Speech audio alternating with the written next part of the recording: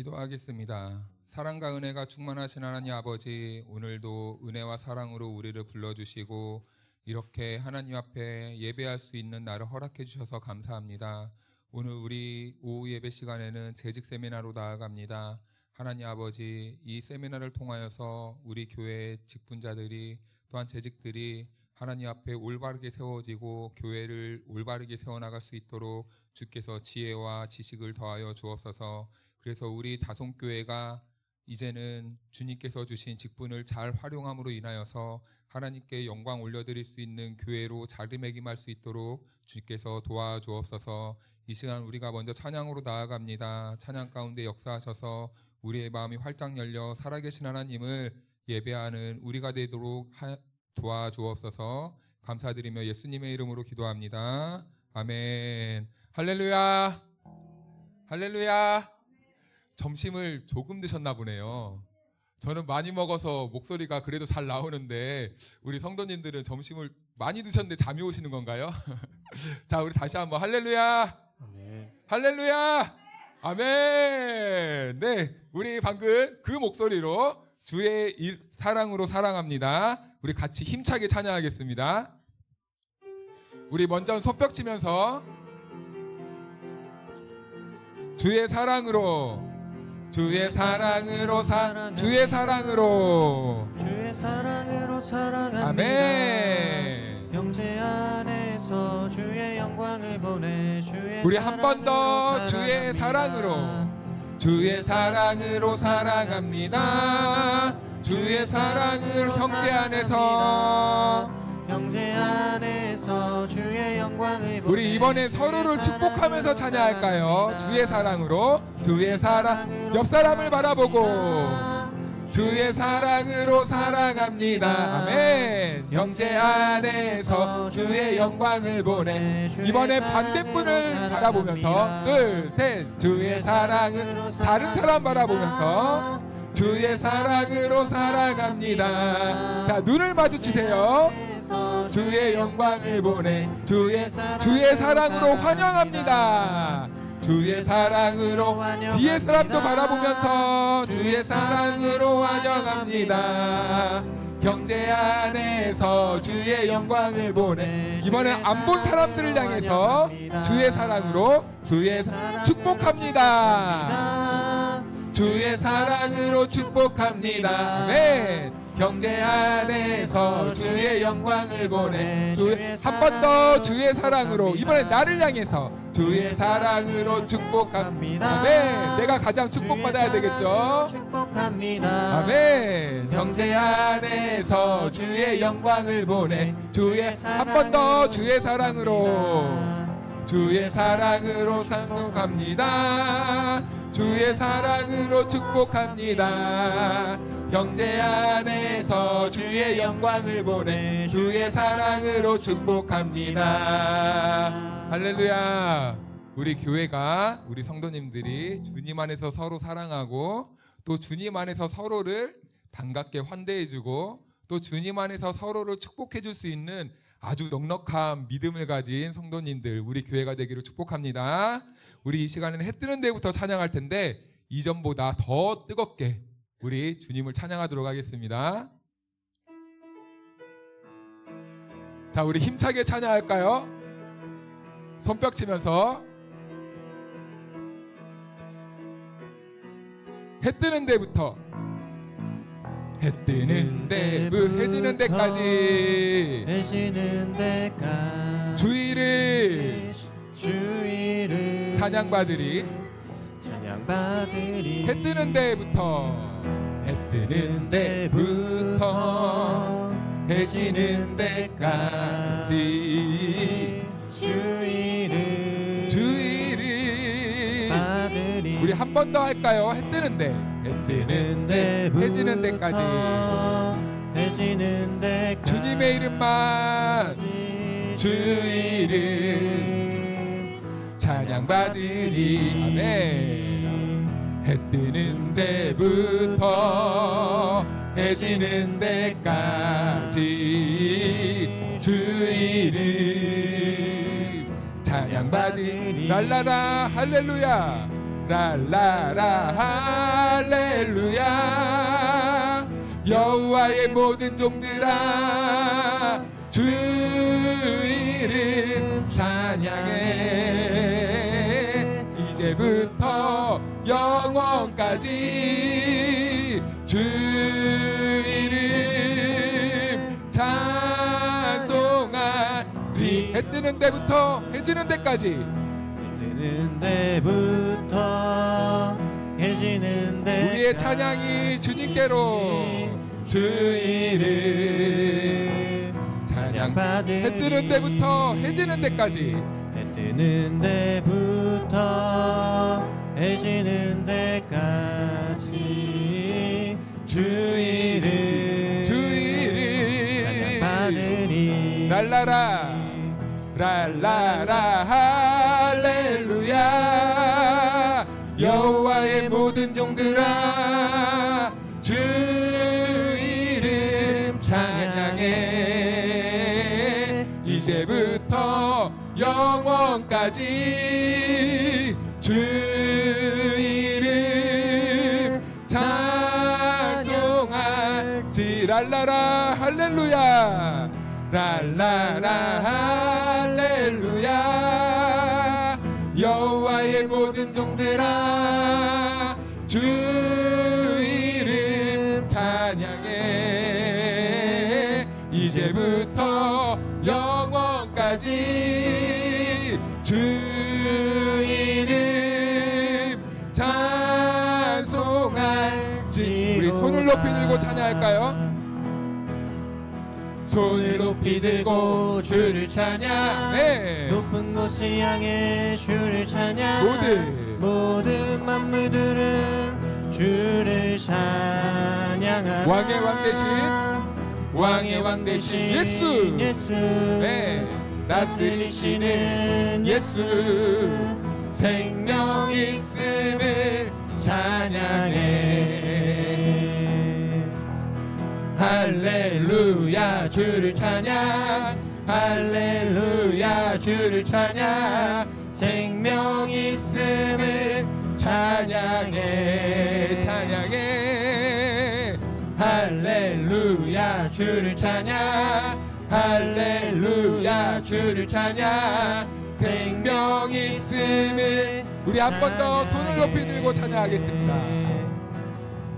손을 높이 들고 주를 높은 곳을 향해 주를 찬양 모든 만물들은 주를 찬양하라 왕의 왕 대신 예수 다스리시는 예수 생명 있음을 찬양해 할렐루야 할렐루야 주를 찬양 할렐루야 주를 찬양 생명 있음을 찬양해 찬양해 할렐루야 주를 찬양 할렐루야 주를 찬양 생명 있음을 할렐루야 주를 찬양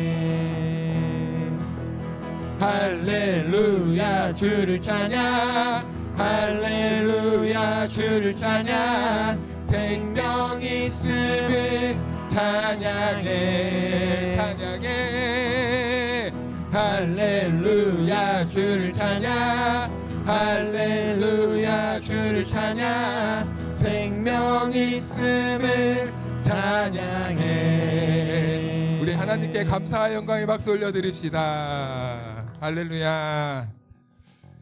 우리 열려라 에바다 찬양하겠습니다.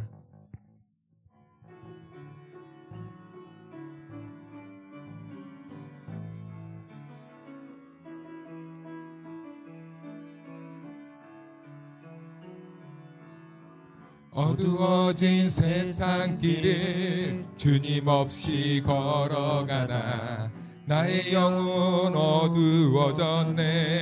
어느 것이 길인지 어느 것이 길인지 어느 것이 진리인지 아무것도 알 수 없었네. 주님 없이 주님 없이 살아가는 몸 실패와 좌절뿐이네. 실패와 좌절뿐이네. 사랑하는 나의 주님, 사랑하는 나의 주님, 네 우리의 고백이 되길 원합니다. 눈을 뜨게 열려라 에바다, 열려라 에바다, 열려라. 눈을 뜨게 하소서. 죄악으로 어두워진 나의 영혼이 나의 눈을 뜨게 하소서. 아무것도 알 수 없고 아무것도 알 수 없고 아무것도 들을 수 없네. 아무것도 들을 수 없네. 세상에서 방황하며 이리저리 헤매 사랑하는 주님 만났네. 어두웠던 나의 눈이 열리고 어두웠던 나의 눈이 막혔던 귀가 열렸네. 열리고 막혔던 귀가 열렸네. 답답했던 나의 마음 나의 영혼 살리네. 나의 영혼 우리 선포할까요? 열려라, 열려라 에바다, 열려라. 눈을 뜨게 하소서. 죄악으로 어두워진 나의 영혼이. 우리 한 번 더 찬양할 때 우리의 고백처럼 찬양하겠습니다. 어두워진 세상길을, 어두워진 세상 주님 없이 걸어가다 나의 영혼 어두워졌네. 어느 것이 길인지, 어느 것이 진리인지, 어느 것이 진리인지 아무것도 알 수 없었네. 주님 없이 살아가는 모든 삶 실패와 좌절뿐이네. 사랑하는 나의 주님, 내 눈을 뜨게 하소서. 눈을 뜨게 열려라, 열려라 에바다, 열려라. 눈을 뜨게 하소서. 죄악으로 어두워진 나의 영혼이 나의 눈을 뜨게. 아무것도 알 수 없고 아무것도 볼 수 없고 아무것도 들을 수 없네. 세상에서 방황하며 이리저리 헤매일 때 사랑하는 주님 만났네. 아멘. 어두웠던 나의 눈이 열리고 막혔던 귀가 열렸네. 답답했던 나의 마음, 나의 영혼 살리네. 그리고 나의 영혼 살리네. 열려라, 열려라 에바다, 열려라. 눈을 뜨게 하소서. 죄악으로 어두워진 나의 영혼을 나의 눈을 뜨게 열려라 에바다, 열려라 열려라. 눈을 뜨게 하소서. 죄악으로 어두워진 나의 영혼을 나의 눈 한 번 더 열려라. 에바다 열려라. 에바다 열려라. 눈을 뜨게 하소서.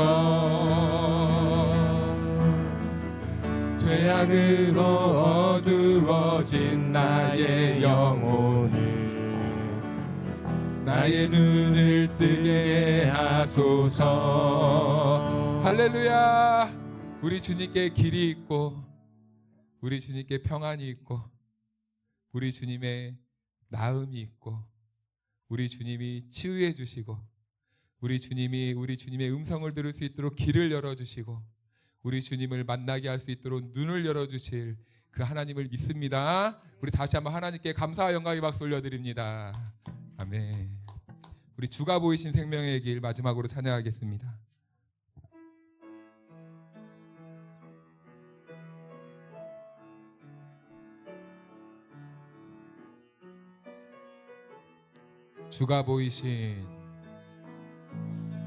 주가 보이신 생명의 길 나 주님과 함께 상한 마음을 들이며 주님 앞에 나가리.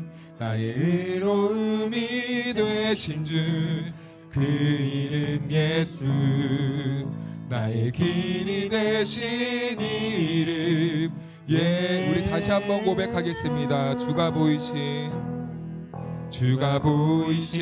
생명의 길 나 주님과 함께 상한 마음을 들이며 주님 앞에 나가리. 나의 의로움이 되신 주 그 이름 예수 나의 길이 되신 이름 예수. 나의 길 오직 그가 시나니 나를 단련하신 후에 내가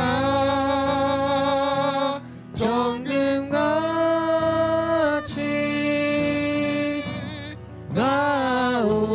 나오리라. 주가 보이신 생명의 길 주가 보이신 생명의 나 길 주님과 함께 나 주님과 함께 상한 마음 들이며 주님 앞에 나가리.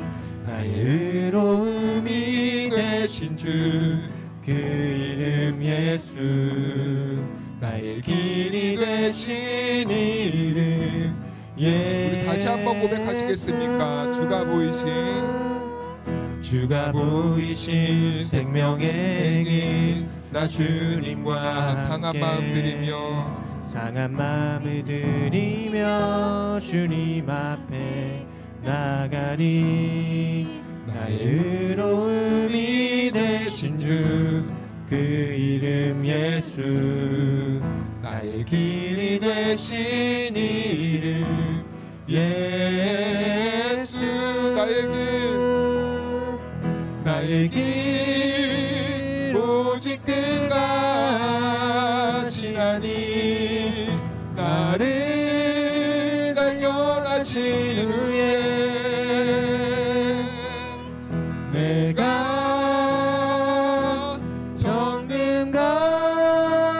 정금같이 나오리. 나의 길 오직 그가 시나니 나의 길 오직 그가 단련하시나니 나를 단련하신 후에 내가 정금같이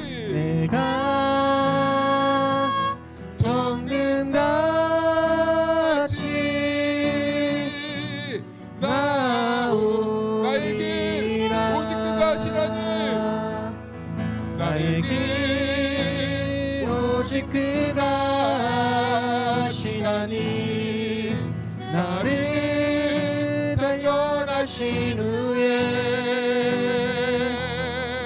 내가 정금같이 나오리. 우리 한 번 더 믿음으로 고백합시다. 나의 길 오직 그가 하신 하나님, 그분께 맡겨드리는 인생으로 나아갑니다. 나를 발견하신 후에 내가 정금같이 나오리라.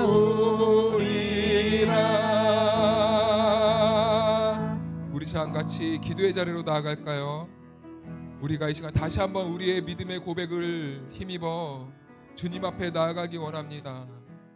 오늘 이 시간은요, 이 재직 훈련할 때 저는 약간 이 누구를 지칭해서 이렇게 설교를 할 때면요, 항상 그게 누군가에게는 상처가 될 수도 있고 또 정죄로 받아들일 때가 있더라고요. 그래서요, 우리가 이 세미나를 하는 이유는요, 누군가가 누가 잘하지, 누가 못하지 이것을 평가하는 자리는 아니에요. 우리가 이걸 배우면서 가만 보니까 저분은 재직인데 왜 저러고 있어? 이러려고 하는 게 아닙니다. 이것은 우리 스스로에게 우리가 어떻게 돼야 되는가, 내가 어떻게 하나님 앞에서 그리고 교회 앞에서 이 부르심에 내가 어떠한 일을 해야 되는가를 같이 나누기 위해서 우리가 이 자리를 이렇게 교육을 하는 겁니다. 그래서 또 이런 교육을 받다 보면 나는 이런 상황이 아닌데, 나는 이거를 감당하기가 힘든데 라고 또 무거운 짐처럼 이렇게 생각하시는 분들이 있더라고요. 그러려고 하는 목적도 아닙니다. 그냥 편안하게 이런 거구나, 재직은 이런 거구나 라고 이렇게 같이 이해하면서 따라오시면 감사하겠습니다. 그래서 우리는 이 무거운 자리를 지우는 자리가 아니라요, 우리는 왜 재직으로 세움을 받았는가, 그리고 교회에 재직이란 왜 필요한가 라는 것을 우리가 함께 이해하는 시간이 바로 오늘 첫 시간입니다. 그래서 이 두 번째로는 이 교회와 재직의 본질에 관해서 나눠보고자 하는데요. 여러분 혹시 교회는 무엇입니까? 교회는 무엇이라고 생각하십니까? 교회는 잘 알다시피 건물이 아닙니다. 우리가 모이는 이 교회로 보이는 이 건물은 정확하기는 예배당입니다. 교회들이 모여서 예배드리는 이 교회 건물을 예배당이라 말합니다. 그래서요, 이 예배당이 교회가 될 수 있는 이유는 우리 안에 교회들이 있기 때문에 교회가 될 수 있는 거예요. 그 교회는 누구라고요? 나다라는 겁니다. 그러니까 교회 건물만 덩그러니 있고 사람이 없으면은 그 교회는 교회입니까? 교회가 아닙니까? 교회 건물이에요. 그렇죠. 교회 예배당의 목적으로 지어진 교회 건물이라고 합니다. 그래서 교회의 가장 중요한 핵심은 바로 교회된 저와 여러분들이 교회의 핵심이다. 그리고 교회는 또 어떤 조직도 아닙니다. 그리고 또 교회 안에 막 프로그램을 왕창 막 갖다 놓고 우리 교회는 이 프로그램을 해야 교회다라고 말하는 사람들도 있어요. 절대 그런 거 아닙니다. 그래서 교회는 건물도 아니고 조직도 아니고 프로그램도 아니다. 교회는 딱 이유는 하나예요. 예수 그리스도를 믿는 성도들의 모임이 교회다. 이 철학이요, 뒤틀리면 안 됩니다. 만약에 이게 뒤틀리면 어떻게 되냐면요, 이 예수 그리스도를 믿는 이 신앙 고백하는 사람들의 모임인데 사람보다 교회 건축에 더 혈안이 되는 거예요. 사람보다 교회의 이 조직을 운영하는 데 더 에너지를 쏟게 됩니다. 그리고 사람보다 프로그램을 훌륭하게 해내는 것을 더 1번 가치로 여길 수 있어요. 그래서 교회는 다시 말씀드립니다. 예수 그리스도를 믿는 성도들의 모임이 이루어지는 곳이 바로 교회다라는 겁니다. 그런데 이 성도들의 모임이요, 이 질서 있게 그리고 은혜롭게 사명을 따라 움직이게 하기 위해서 하나님께서 성경적인 원리로 재직이라는 것을 세워두셨습니다. 다시요. 질서 있게, 그리고 보다 은혜롭게, 그리고 사명을 따라 움직이게 하기 위해서 재직을 세워놓으셨다. 사명을 따라 움직인다는 것은 무엇일까요? 교회는요, 다 이렇게 같은 이렇게 교회라고 되어 있지만 하나님께서 각각 그 교회에 맞는 사명을 주셨다는 거예요. 자, 그러면 내 개인적인 사명도 있겠지만 공동체적인 사명도 있는 겁니다. 그러겠죠. 자, 그것을 잘 해나가기 위해 재직이라는 이 직분을 세우셔서 우리가 교회를 이렇게 잘 운영할 수 있게 하나님께서 하셨다. 그래서 재직이 필요하다. 여기에서 한 가지 분명히 하고 싶은 것이 있는데요. 재직은 그래서 재직은요, 교회를요, 내가 이렇게 운영해야지 뭐 CEO처럼 운영을 논하는 자리가 아닙니다. 이 교회는요, 우리 재직들이 있는 이유는요, 봉사하기 위해, 다른 말로는 섬기기 위해 이 자리로, 교회로 하나님께서 부르셨다는 거예요. 그래서요, 재직의 정의에 대해서 말씀드리고자 하는데, 장로교회에서는요, 재직을 이렇게 구분합니다. 목사, 장로, 권사, 안수집사, 전도사, 서리집사, 이 직함이 있는 분들을 재직이라고 명령을 합니다. 그 중에서도요, 목사, 장로, 안수집사, 권사를 함종직이라고 해요. 그리고 전도사, 서리집사는 임시직이라고 합니다. 그래서 총회 헌법상 원래 집사라고 이렇게 표현되어 있는 것은요, 다 안수집사예요. 안수집사를 그냥 집사라고 합니다. 그런데 우리가 임시직으로 서리집사라는 제도를 이렇게 세워놨어요. 왜냐하면은 교회 성도들도 많아지고 교회도 이렇게 비대해지다 보니까 무턱대고 다 안수집사를 세울 수 없는 거예요. 그러다 보니까 교회에 약간 좀 이런 질서와 편의와 기능에 따라서 서리집사 제도가 들어왔어요. 네, 그래서 서리집사와 그리고 전도사, 목사는 노회에서 이렇게 파송을 보내요. 그런데 전도사들, 전임 전도사나 교육 전도사는요, 노회를 거치지 않고 교회가 이렇게 데리고 옵니다. 그래서 전도사들은 매년마다 교회가 갱신을 해줘요. 계약 갱신을. 그래서 임시직으로 이렇게 분류가 됩니다. 그리고 목사와 전도사를 우리는 또 교역자라고 말을 하고요. 일반적으로 그래서 우리가 생각하는 재직들은 장로님, 그리고 권사님, 안수집사님, 서리집사까지를 이 재직의 평신도 재직의 카테고리에 넣습니다. 그런데 우리가 여기에서 한 가지 오해하는 게 있습니다. 재직은요, 여러분, 높은 직급입니까? 명예입니까? 아니면은 이 존경받는 자리입니까? 아무것도 아니죠. 우리는 가끔 이것을 서리집사는 안수집사 되기 전에, 안수집사는 뭐 권사나 장로가 되기 전에 뭐 이런 식으로 계단받기로 올라가는 게 있는데요. 이것은요, 아니에요. 성경적인 이런 직분은요, 그 직분에 따라서 맡겨진 사명이 다르기 때문에 이런 직분을 각각 맡긴 겁니다. 그래서 이것은 뭐 높은 직분이나 존경받는 자리로 절대 이해해서 안 돼요. 내가 서리 집사니까 안수 집사님은 나보다 높으니까 깍듯하게 해야지. 이거 아닙니다. 이런 세상적인 질서가 아예 우리 교회에는 없어져야 돼요. 사라져야 돼요. 성경적인 이해는요, 무엇이냐면 재직은 교회의 직위가 아니라 교회의 기능을 맡은 사람들이다. 장로가 하는 기능이 있고, 안수집사가 하는 기능이 있고, 권사가 하는 기능이 있고, 서리집사들이 해야 되는 기능이 있는 것이고, 목회자는 목회자의 기능이 있다. 기능, 직위가 아니라 기능이다. 그래서 목사들이 내가 교회 담임 목사니까, 내가 부목사니까 내가 1번이고 내가 2번이고 이렇게 행동하면 안 됩니다. 담임 목사나 우리 서리 집사님이나 똑같습니까? 똑같지 않습니까? 똑같아요. 기능만 다른 겁니다.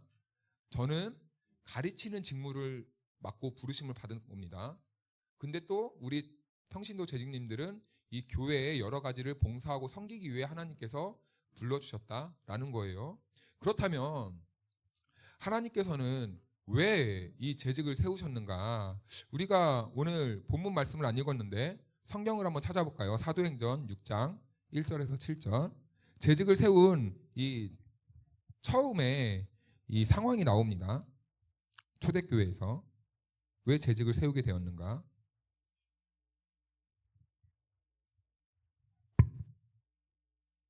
이 기초가 정확하게 이해가 되고 정립이 되면요, 재직에 관한 이런 이해와 오해가 흔들리지 않을 수 있습니다. 신약성경 196면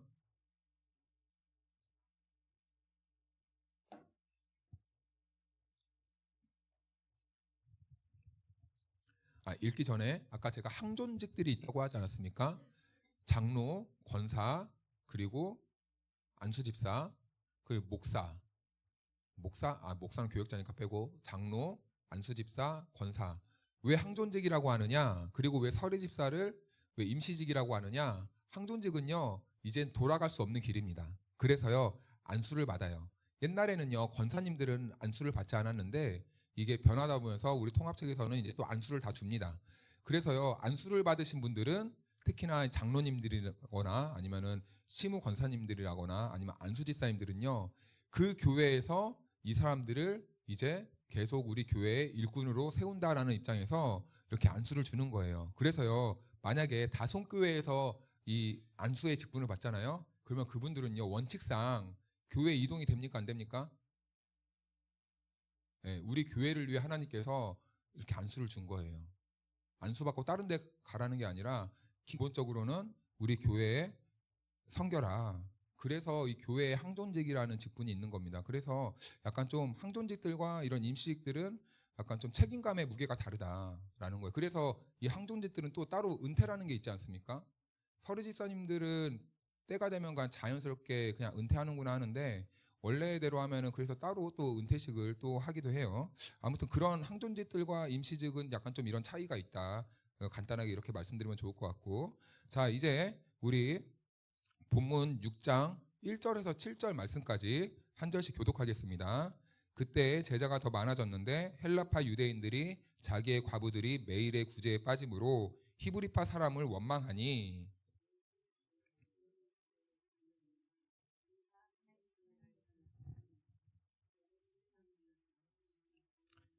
형제들아 너희 가운데서 성령과 지혜가 충만하여 칭찬받는 사람 7을 택하라. 우리가 이 일을 그들에게 맡기고,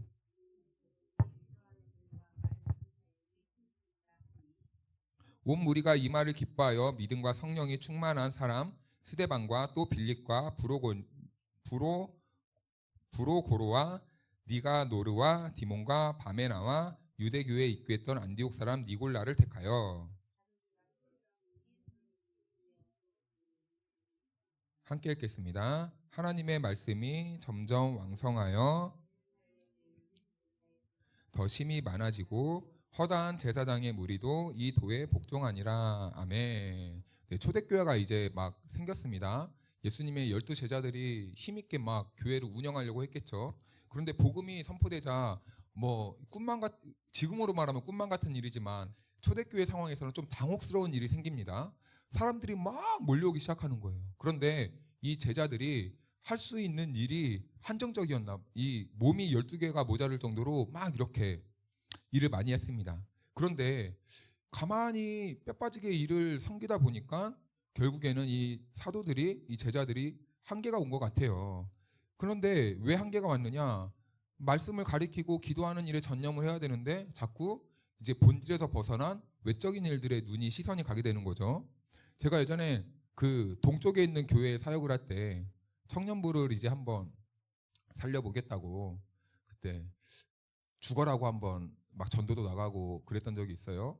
그런데 이제 일주일 내내 5일 동안 월요일부터 금요일까지 오전부터 나가가지고 5시가 되면 이제 끝나는 거예요. 그런데 그 전도만 하는 사람이 아니잖아요. 부교역자가 설교도 해야 되고 그리고 또 맡은 이 부서에 이 책임도 해야 됩니다. 그런데 이것이 딱 가운데 있어 버리니까 설교 준비가 안 돼요. 그래서 제가 한 2달 동안 2달 정도 했나 보네요. 2달, 3달 했나? 2달 가까이 했나? 아무튼 했는데 수요일마다 거기는 이제 담임 목사님이 다 이렇게 설교를 하는 게 아니라 부교역자들이 돌아가요. 그러면 이제 막 설교 준비도 안 돼가지고 막 해볼딱 올라가는 거예요. 막 어떻게 되겠지 하고 막 행설수설하고 막 버버벅 거리고 원고가 있는데 읽지도 못하고 막 눈이 막 풀리고 막 정신은 저기 가 있고 이런 일들이 벌어지고 주마다 애들한테 이렇게 이 영의 양식을 먹여야 되는데 교제도 안 되고 탈진되고 그러는 거예요.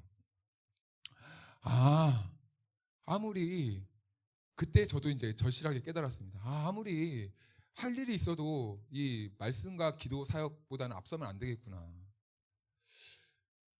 왜냐하면은 이게 결국에는 영의 양식을 먹이는 게 1번이잖아요. 그리고 이게 가만히 저도 하다 보니까 이게 사람이 좋은 게 나오려면 좋은 생활을 해야 되더라고요.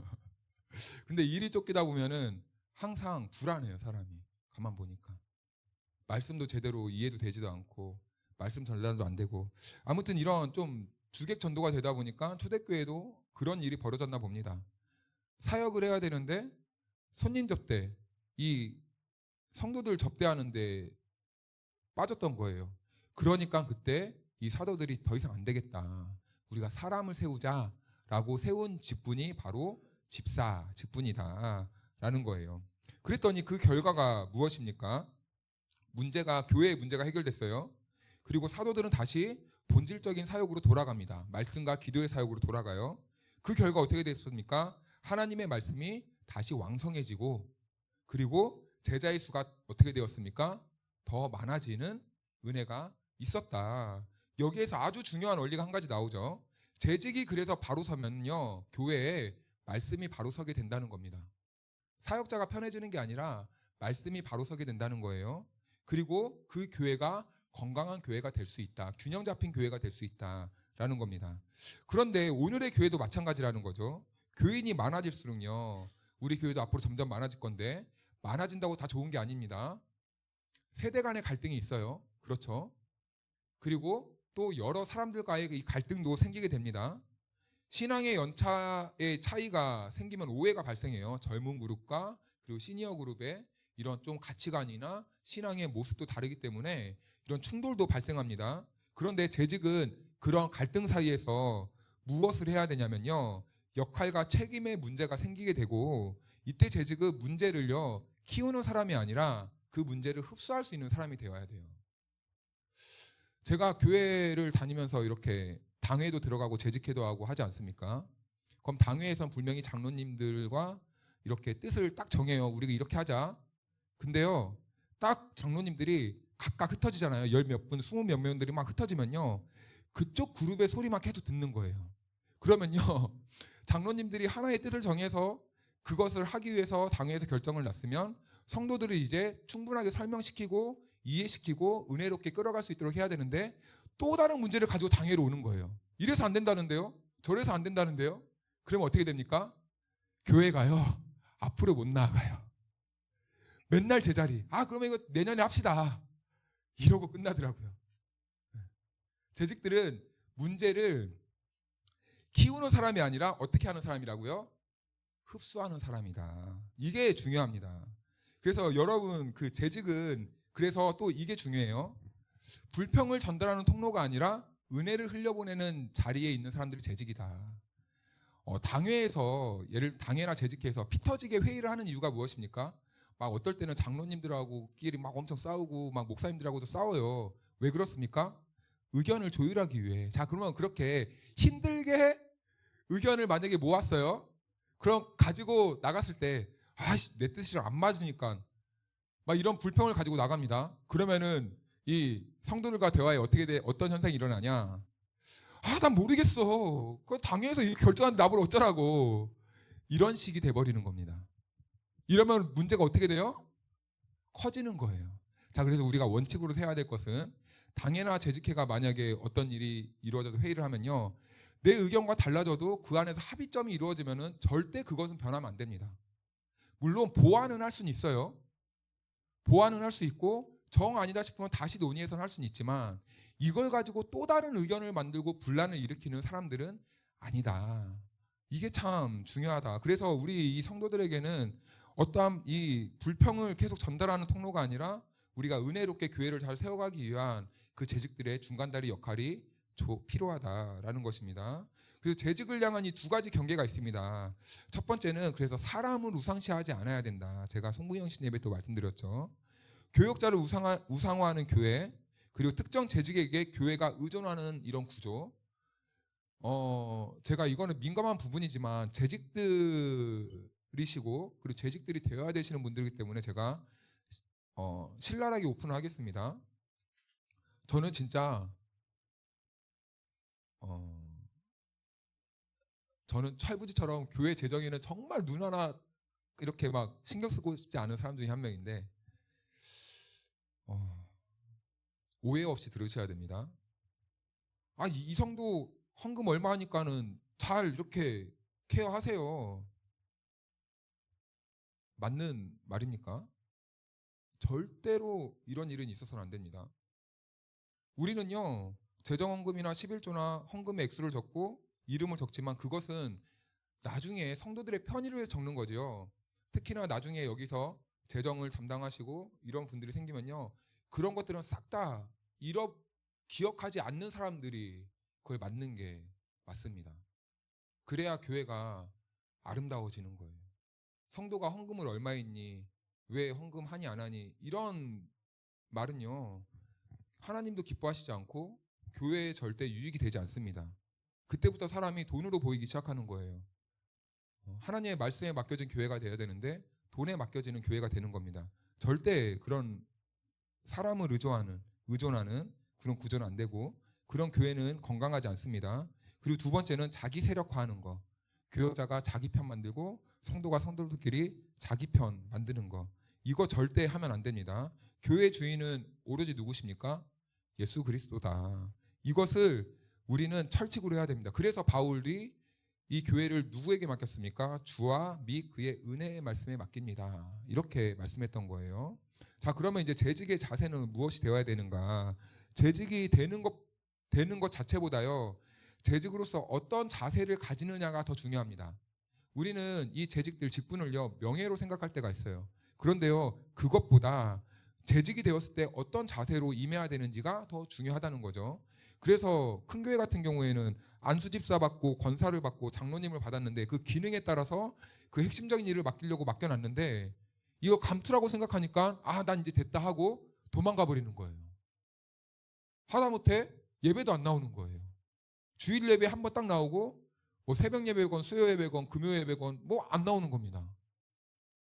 이러면은 항존직과 이 재직을 세우는 의미가 없는 거죠. 이렇게 재직을 세우는 이유와 항존직을 세우는 이유는 교회를 더 굳건하게 세우고 예배를 예배답게 더 힘을 모으기 위해서 세우는 건데, 그런데 그냥 직분으로만 생각하니까, 아니 명예로만 생각하니까 받고 이제 됐다, 끝났다, 내가 할 건 다 했다, 올라갔다는 다 올라갔다, 이렇게 생각해 버리니까 문제가 생기는 겁니다. 그래서 이 직분의 크기보다요, 내가 봉사의 태도와 마음가짐이 하나님 앞에서 재직의 그 가치를 결정하게 된다는 거죠. 내가 하나님 앞에 어떤 재직인가, 어떠한 자세로 서 있는가. 그런 재직들은 남다른 재직이 된다는 거예요. 자, 첫 번째로는 여러 가지가 있지만 오늘은 몇 가지만 하겠습니다. 청지기로서의 자세를 유지해야 됩니다. 재직들은 청지기예요. 청지기. 주인이 아니라 청지기입니다. 청지기란 무엇입니까? 자기의 이 주인의 소유를 대신 맡아서 관리해주는 사람들을 청지기다라고 해요. 자, 교회의 주인은 사람이 아니라 누구라고 우리는 말합니까?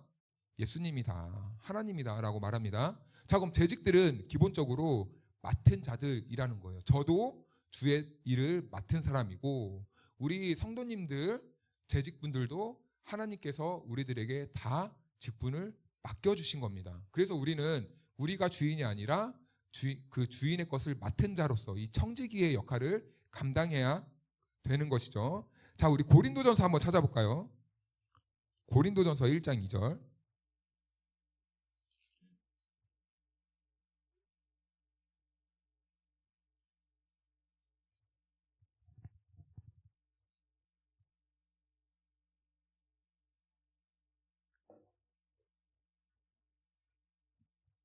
(1장 2절만) 같이 한번 읽어보겠습니다. 시작. 고린도에 있는 하나님의 교회 곧 그리스도 예수 안에서 거룩하여지고 성도라 부르심을 받은 자들과 또 각처에서 우리의 주 곧 그들과 우리의 주 대신 예수 그리스도의 이름을 부르는 모든 자들에게 아멘. 고린도에 있는 누구의 교회? 하나님의 교회. 교회의 주인은 누구시다고요? 네, 예수 그리스도 하나님 아버지시다라는 겁니다. 천지의 만물을 지으신 분이 누구입니까? 천지의 주인은 누구십니까? 그 천지 안에 속해 있는 게 누구입니까? 우리의 주인은 누구십니까? 하나님. 자, 그렇다면 같은 논리죠. 이 천지 안에 있는 모든 것들이 하나님의 것이기 때문에 우리를 비롯한 주님의 몸된 교회까지 모두 다 하나님의 주권 안에 놓여져 있다. 그래서 이 세상의 모든 것, 특히 교회는 하나님이 주인이시다. 그래서 우리 재직들은 하나님께서 청지기로 부르셔서 하나님의 일을 맡겨주신 청지기의 사명을 감당하는 자들이다. 자, 그렇기 때문에 두 번째로는 청지기는 맡은 자다라는 것을 기억해야 됩니다. 청지기는 맡은 자다. 우리 창세기 맨 앞에 1장 28절 한번 가볼까요?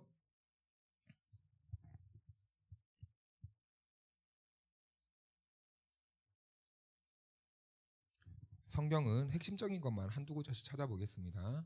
1장 28절 같이 한번 읽겠습니다. 시작. 하나님이 그들에게 복을 주시며 하나님이 그들에게 이르시되 생육하고 번성하여 땅에 충만하라. 땅을 정복하라. 바다의 물고기와 하늘의 새와 땅에 움직이는 모든 생물을 다스리라 하시니라. 다스리라 하시니라. 우리들에게 맡겨주신 거죠. 그러니까 우리에게 맡겨주셨다면 우리는 우리가 가진 시간이나 재정이나 은사나 우리의 힘이나 내가 세상적으로 누리고 있는 모든 자리까지 하나님께서 잠시 맡겨주신 자리다라는 겁니다. 하나님께서 주신 거예요. 그래서요, 이 재직은 내가 그것을 소유하는 입장이 아니라 나에게 맡겨진 자라는 인식이 충분히 분명하게 생겨야 됩니다. 아, 하나님이 나에게 이 자리를 맡겨주신 거구나. 지금 여러분들이 앉아있는 그 자리도 하나님이 맡겨주신 거구나. 교회 안에 예배자로서 앉아있는 것도 하나님이 예배자로서 그 자리를 우리들에게 맡겨주신 거구나. 자, 맡겨진 자에게 요구되는 건 무엇입니까? 충성이다. 여러 가지 상황에도 불구하고 내가 맡은 바 충성을 다하는 것이 바로 청지기의 올바른 태도다. 그리고 세 번째는 청지기는 주인의 대리자입니다. 대리자. 대리자는 무엇입니까? 자기 뜻대로 결정하지 않아요. 자기 생각대로 앞서가지 않습니다. 대리자는 철저히 주인의 의도에 따라서, 맡긴 사람의 의도에 따라서 그렇게 움직여주는 사람이 바로 대리자입니다. 그래서요, 재직의 모든 판단과 선택은 내 생각, 내 뜻이 아닙니다. 누구의 생각과 누구의 뜻대로 교회가 움직여져야 됩니까? 하나님의 뜻을 기준으로 해야 된다는 것입니다. 자, 네 번째로 청지기는 주인의 뜻을 따라 일하는 사람입니다 라고 되어 있습니다. 청지기는요, 자신의 유익이 아니라 누구의 유익을 구해야 될까요? 하나님의 유익, 주인의 유익을 구하는 자입니다. 그래서 자기 편이나 자기 감정이나 자기 유익이 아니라 우리는 하나님의 것인 교회 공동체의 유익을 먼저 생각하는 사람들입니다. 다시요. 이 교회의 재직들은요, 내 사사로운 감정이나 내 생각이나 내 상황을 앞세우는 사람들이 아니라 하나님의 교회인 이 교회 공동체를 위해 먼저 생각해야 된다는 거예요. 그래서 교회의 모든 일은 내 일을 하기 위해 오는 사람들이 아닙니다. 주인의 일을 대신하는 것입니다. 가끔 이러신 분들이 있어요. 봉사를 하실 때도요, 하나님이 필요한 자리에 가려고 하는 사람보다 내가 하고 싶은 일을 해야지라고 이렇게 생각하시는 분들이 있습니다. 다시 말씀드리지만 교회는 자기 일을 하는 곳이 아니라 내가 하고 싶은 것을 펼쳐보는 곳이 아니라 주께서 나에게 맡기신 일을 하는 자리가 바로 재직의 자리다라는 것입니다. 그래서 우리는 그 달란트 비율을 생각해야 됩니다. 맡은 자로서 충성을 해야 되는데 한 달란트 받은 자들은 주인의 뜻을 잊어버리고 본인이 원하는 대로 달란트를 감춰버려요. 그랬더니 나중에 어떻게 되었습니까? 책망을 받게 되었죠. 관리하지 못했습니다. 빼앗겼습니다. 그래서 이제 다섯 번째로는 우리가 청지기는 하나님의 비밀을 맡은 자다. 우리 고린도전서로 한번 가볼까요? 고린도전서 4장 1절.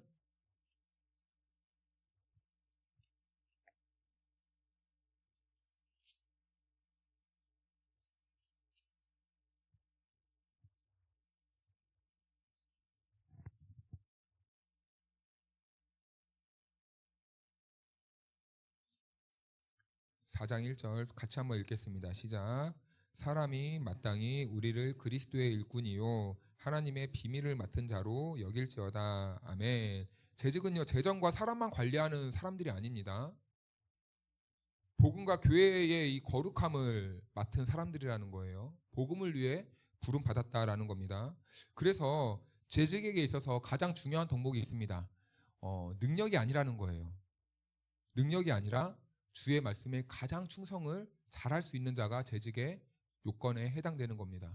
그런데 요즘 우리 이 재직을 뽑을 때 옛날에 이런 말도 있었어요. 장로를 하려면 돈도 많아야 되더라. 이런 말이 있었습니다. 옳습니까? 아니죠? 그런 인식은 우리에게 있어서는 안 됩니다. 재직은 어떤 것에 탁월한 사람이 아니라 누가 하나님의 뜻에 충성을 잘하는가, 누가 하나님을 더 열렬히 예배하는가, 누가 하나님을 섬기는 일에 앞장서는가, 이런 사람이 재직이 되어야 한다는 것이죠. 그래서 재직은 주인의식을 가진 자여야 합니다. 그래서 재직은요, 내가 있어야 할 자리를 잘 알아요.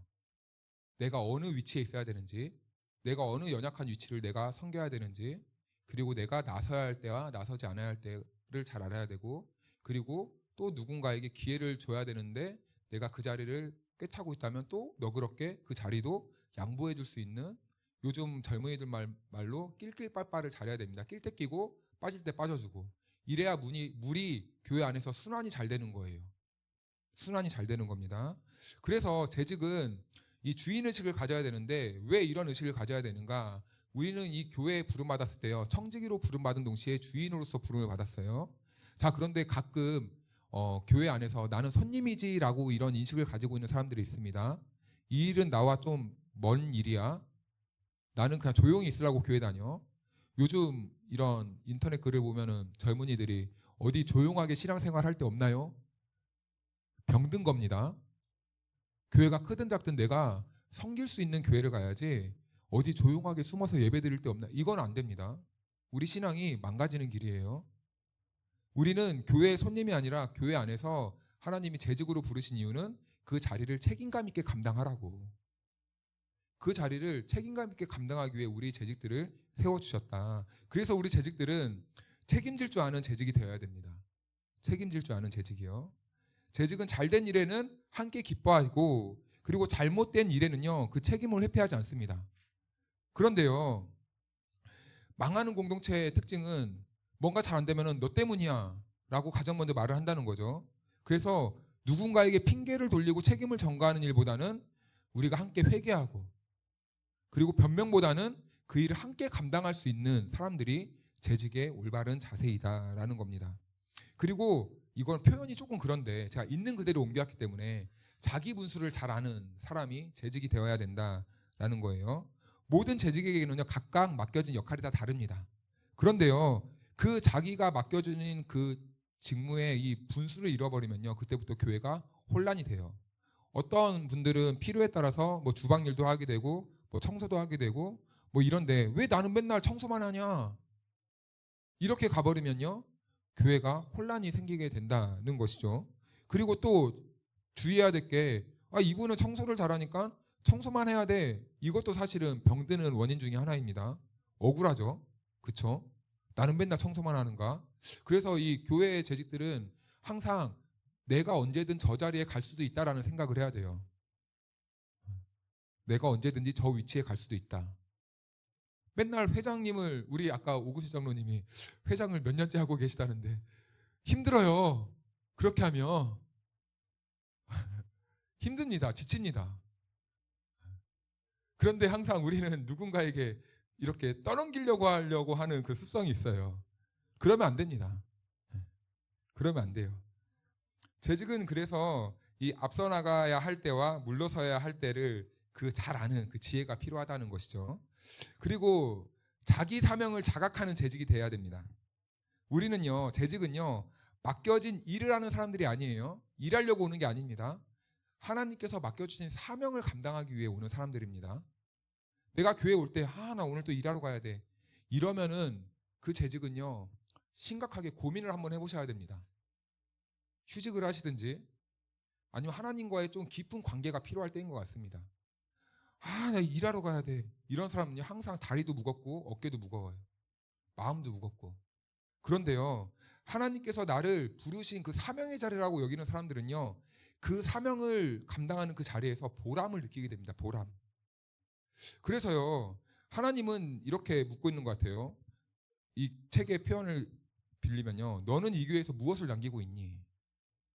재직은요, 이 자리만 남기는 사람이 아닙니다. 이 말이 조금 오해를 불러일으킬 수도 있는데, 세상적인 언어로 그래도 재직이면은 내가 그 재직으로서 그 교회에 어떤 한 업적을 남길 수 있는 그런 역할을 감당해야 된다는 것이죠. 그래서 이 재직의 이 일을 잘 감당하기 위해서 무엇을 해야 되는가? 우리가 은혜 받는 통로가 총 3가지가 있죠. 찬양하고 기도하고 말씀 묵상할 때. 그런데요, 이 그리스도인들이 주께서 맡겨준 사명을 잘 감당하기 위해서는요, 기도의 자리는 필수이다라는 겁니다. 재직의 사역은요, 기도 없이는 감당할 수가 없는 거예요. 내 생각대로 앞서는 사람들은요, 금방 지칩니다. 하나님이 나에게 맡겨주신 사명을 잘 감당하기 위해서는, 하나님의 뜻을 깨닫고 지혜를 구하기 위해서는 기도의 자리는 필수예요. 필수. 그래서 어떻게 기도해야 되는가? 정신을 집중해서 기도하는 재직이 되어야 합니다. 우리 예수님께서도 자기의 뜻을 굽히고 하나님의 뜻을 감당하기 위해 겟세마네에서 땀방울이 피가 되실 때까지 기도하셨잖아요. 베드로로 다비다를 살리기 위해서 무릎을 꿇고 간절히 기도했습니다. 집중한 거죠. 집중한 거죠. 그래서 기도는 우리가 형식이 되어서는 안 됩니다. 그냥 나오라니까 나와서 자리 좀 지키고 있다가 가야지. 아니요. 여러분, 이거는요, 안 됩니다. 기도의 자리는요, 하나님과의 만남이 있는 자리여야 돼요. 현실적인 자리가 돼야 돼요. 그래서 재직은요, 반드시 기억해둬야 될 게, 이 기도의 자리는 습관이 되어서는 안 돼요. 습관적인 기도 자리는 안 됩니다. 그래서 하나님을 만나고 집중할 수 있는 그 기도의 자리가 되어야 된다는 겁니다. 그리고 재직들은 낙심하지 않고 기도해야 돼요. 기도의 응답이 더뎌도 기도해야 됩니다. 포기하지 않는 것이 바로 믿음이다라는 거죠. 근데 우리는 조급해요. 내 기도는 언제 응답될까? 왜 내 기도에는 응답되지 않을까? 그러니까 내 기도에 빨리 응답을 안 해주니까 나타나는 현상이 그냥 말자. 이런 현상이 나타납니다. 그리고 낙심은요, 하나님의 뜻이 확신하지 못할 때, 신뢰가 없을 때 중간에 기도하다 포기합니다. 그리고 기도조차도 하지 않습니다. 시도도 안 하는 거예요. 그래서 재직은 어떠한 결과보다 하나님의 뜻을 신뢰하면서 기도를 해야 하는 거죠. 그리고 마지막으로 쉬지 않고 기도해야 됩니다. 쉬지 않고. 항상 기뻐하라. 쉬지 말고 뭐 하라고요? 기도하라. 사무엘은 뭐라고 말했습니까? 내가 기도를 쉬는 죄를 범하지 않겠다. 기도를 쉬는 것은 무엇이라고 표현했습니까? 죄다. 왜 그렇습니까? 하나님과 소통이 돼야 뜻을 깨달을 거 아닙니까? 하나님을 만날 거 아닙니까? 그런데 기도를 쉬면요, 하나님의 뜻이 무엇인지 분별할 수 있는 지혜가 없어요. 그럼 결국에는 말씀만 많이 한다고 믿음 좋은 게 아니라, 이 기도를 쉬면요, 하나님의 뜻을 모르기 때문에 하나님이 원하시는 삶으로 나아갈 수 없게 되는 거예요. 자, 그럼 결국엔 하나님의 뜻이 없는 자리는 무슨 자리입니까? 죄의 자리예요. 죄의 자리입니다. 그래서 나는 기도하는 죄를 범하지 않겠다. 이런 의미가 담겨져 있는 거죠. 그래서 기도는요, 재직이 그냥 옵션처럼 해도 되고 말아야 되는 그런 자리가 아닙니다. 이것은 맡겨주신 사명을 감당하기 위한 나의 처절한 몸부림의 자리예요. 기도를 멈추면 영적인 분별력이 흐려지고 사명은 형식적인 모양으로 끝나게 됩니다. 그러므로 사랑하는 여러분, 오늘 우리가 몇 가지 간략하게 내용을 나누어 봤지만 하나님께서 우리들을 부르셨습니다. 그리고 교회를 위해 우리들에게 각자의 이 기능을 맡기셨습니다. 그것을 바로 재직이라고 합니다. 그런데 이 기능을 잘 감당하기 위해서 우리가 감당해야 될 것이 무엇입니까? 기도로 이어져야 된다. 내일부터 신년 특별 새벽기도회입니다. 네, 형편에 따라 못 나오신 분들도 있지만 그럼에도 불구하고 믿음의 도전을 가지시고 네, 기도의 자리에 나와 함께 기도하시고 그리고 정 안 되시는 분들은 온라인으로라도 가정에서 동시간대에 같이 기도할 수 있는 저와 여러분들이 되기를 축복합니다. 지금은 우리 구주 예수 그리스도의 크신 은혜와 우리 하나님 아버지의 측량할 수 없는 사랑하심과 보혜사 성령님의 교통하심과 역사하심이 오늘 재직의 자리를 잘 알고 그 재직의 위치를 잘 감당하기를 결단하고 또한 기도의 자리에서 하나님의 뜻을 구하기로 작정한 우리 재직들과 가정과 또한 우리 교회 이외에 영원토록 함께하여 주시기를 간절히 축원하옵나이다. 아멘.